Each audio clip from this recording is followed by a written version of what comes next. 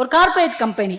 அங்க ஒரு பெரிய மீட்டிங் நடந்துட்டு இருக்குது. திடீர்னு மிருக காட்சி சாலையில இருந்து ஒரு புலி தப்பிச்சு ஓடியாந்துருச்சு. ஏதோ கார்ப்பரேட் கம்பெனில எல்லாம் பரபரப்பா இருந்தோடனே இது ஓடி போய் இந்த ரெஸ்ட் ரூமுக்கு பக்கத்துல ஒரு சின்ன பொந்து மாதிரி இருந்திருக்கு, அதுக்கு அடியில போய் ஒளிஞ்சுக்கிடுச்சு. சிஇஓ வந்திருக்கிறார் ஹேண்ட் வாஷ் பண்றதுக்கு. ஆள் நல்லா சவப்பா கோட் ஷூட் எல்லாம் போட்ட உடனே அந்த புலிக்கு ரொம்ப பிடிச்சு போச்சு. சத்துன்னு அடிச்சு சாப்பிட்டுருச்சு. யாருமே அந்த ஆளை தேடவே இல்லை. வீட்டுல உள்ளவங்களும் அப்படியே என்கிட்ட போயிட்டார் போலன்னு விட்டாங்க. 2 நாள் ஆச்சு, சிஇஓவை யாரும் தேடல. 2 நாள் கழிச்சு ஜிஎம் உள்ள போறாரு. இவர் நல்லா தான் இருக்கிறாரு, சப்புன்னு அடிச்சு சாப்பிட்டுருச்சு. யாருமே அவரை தேடல, சந்தோஷப்பட்டிருக்காங்க. ஜிஎம் எங்கேயோ போய் தொலைஞ்சிட்டாரு. அப்பாட நிம்மதி. அப்ப பார்த்தாலும் வள்ளு வள்ளுன்னு உழுவார். 5 நிமிஷம் லேட்டா வந்தா என்ன வரத்து வர்றாரு.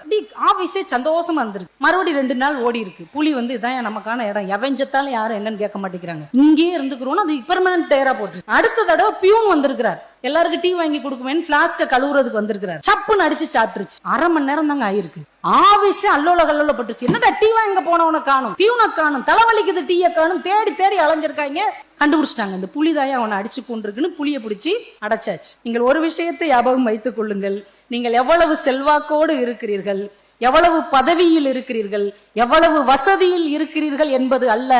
உங்களை ஒருவர் தேட வேண்டும் என்றால் நீங்கள் மற்றவருக்கு எவ்வளவு பயன் உள்ளவராக இருக்கிறீர்கள் என்பதுதான் முக்கியம்.